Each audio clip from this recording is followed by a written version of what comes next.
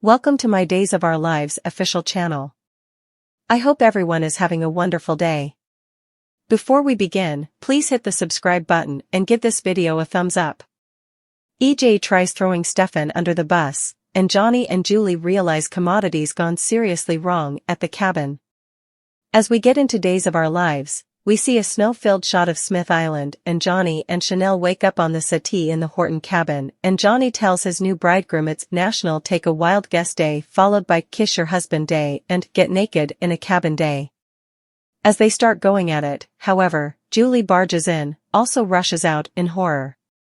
Days and surface establishing upstanding view of the Horton cabin on Smith Island, right coming to a swash, all covered in snow during breakfast. Julie tries to leave, but the newlyweds tell her they redecolorized in. But it's April, Julie exclaims. And now she's trapped in the cabin with two hot newlyweds. Julie wonders what they'll do, also apologizes for overrunning their honeymoon and suggests they go frolic in the snow and make recollections. She balconies them out in a motley multifariousness of old downtime clothes, important to their horror. Are we five? Johnny asks when Julie goes back to the other room. They run out into the snow for a bit, also come back to tell Julie how great a time they had. Julie's pleased and suggests a game of shows, along with some hot cocoa and cognac. In the middle of shows, they notice the fire is getting low and Johnny levies to get further wood.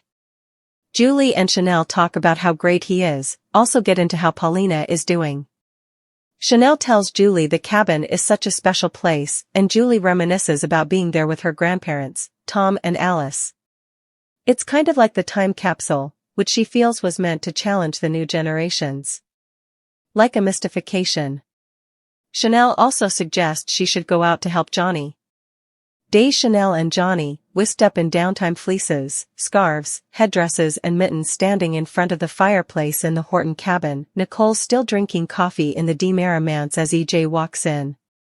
She was out for a run to clear her head, but she couldn't stop allowing about the last many months, from losing the baby, to Holly's problems, and now she feels like she's a little misplaced. EJ tells her to take her time and figure out what she wants to do now.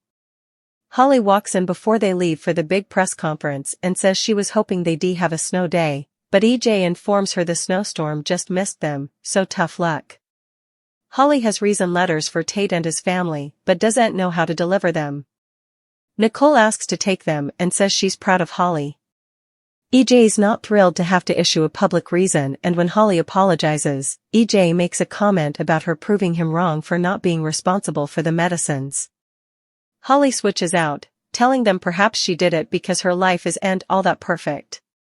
I am on my third stepfather, and FYI, your name comes with a whole lot of baggage. Daisy J and a smiling Nicole are looking off to the side in the Demara living room. She storms out and EJ gets a call about Stefan's hail. He's going to throw it by presenting such a weak argument. The judge will have to reject the plea agreement. At the cantina, Brady, Tate and Teresa are eating before EJ's big public reason. Tate's parents want to talk to him about seeing Holly at Academy. It's ineluctable, but he needs to stay down from her. They read just trying to cover him. Holly's not going to squinch up his life. Tate throws up his hands. He gets it, he wouldn't hang out with Holly. But he's got commodity he wants to talk to them about. He wants to start working at the Brady pub again, but Teresa doesn't suppose it's a good idea. He needs to concentrate on Academy. Brady agrees. Tate keeps pushing, but before they can get far, Holly and Nicole walk into the cantina. Tate is glaring off to the side at the cantina. Teresa curses and Nicole tells Holly they should go to Sweet Bits. But Holly wants to hand out her letters of reason. Nicole reluctantly agrees, and Holly hands them over to the surprised family, her hand moping on Tate's as he takes it. He reads it with a smile, allowing back to giving her his sweatshirt and cuddling. Teresa and Brady thank her as well, Teresa kindly. Reluctantly, and Brady is glad they read coming to the end of this situation. But Teresa makes it clear that the letters don't change anything about hanging out with Tate. Nicole snaps that they understand and will abide by their wishes. Days Holly talking to Nicole, who has her arms crossed. As they stand in the Brady pub, they go off to eat on the other side of the cantina. And Holly apologizes again for hurting Nicole. They reiterate that they love each other, only to hear Tate roar, "What the hell," at his phone. Teresa sees commodity about the lozenge-pushing Tate coming back to Academy, freaks out and says she's going to talk to the star. Brady insists at LL stop when EJ makes his public reason. Teresa doubts that. Teenagers do and watch the news. But Holly comes over and says she LL make sure everyone at Academy knows it was Aunt Tate. Brady's the only one to thank her. Sloan is meeting with Stefan at the Salem PD, a bit thwarted that he worked out a deal, before he indeed hired an attorney. Well, he says, now he's hiring her. But he balks when she mentions a retainer. His fund access is on hold right now. Sloan starts to walk out, but Stefan promises to pay her free-heartedly. And he knows she needs the help because her practice has break down. Sloan denies this, but says that he LL have to pay double since he doesn't have plutocrat outspoken. Days Sloan sitting taking notes across from Stefan in the Salem PD interrogation room. Stefan agrees, also explains she's there, indeed with his deal, because he has no doubt EJ will try double-crossing him. EJ comes in, surprised that the hail was moved over, also wonders why Stefan got an attorney. Stefan says he doesn't trust his family at all. He demanded someone on his side. They go over the terms of the deal again, and how Stefan got the deal by blackmailing EJ with indicting substantiation. But they re-family, Stefan says, and he wants his finances back when he gets home. EJ scoffs at him coming home, but Stefan warns him it's that, or EJ will pay. Daisy J is handing the plea deal to a judge in her chambers as Stefan and Sloan sit in chairpersons across from her at the Hale. EJ explains how Stefan has helped cut off medicines and explains the plea deal. Time served is all he needs. The judge rolls her eyes, appalled at the blatant nepotism that EJ is showing to his family.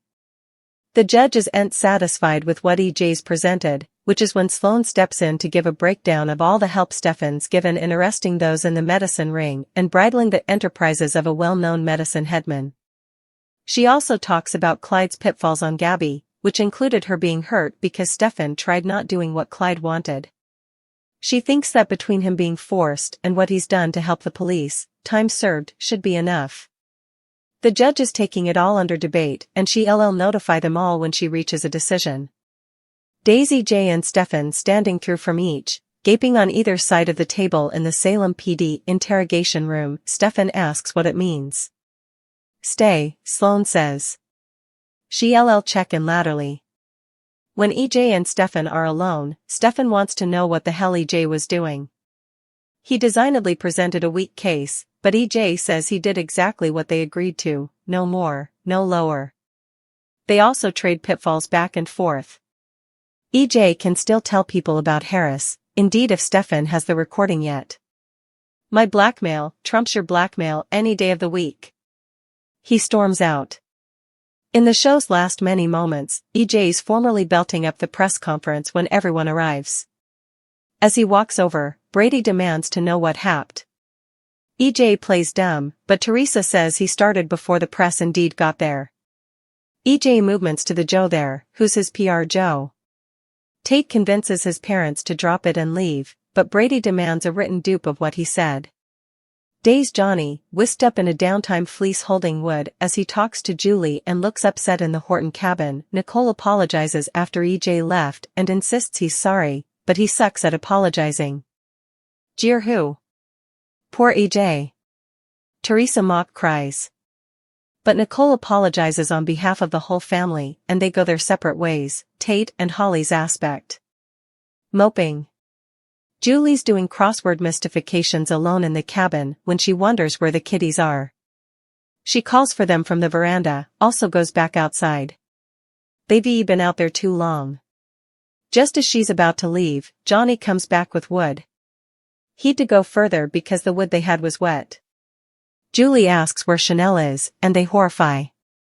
Johnny didn't see her.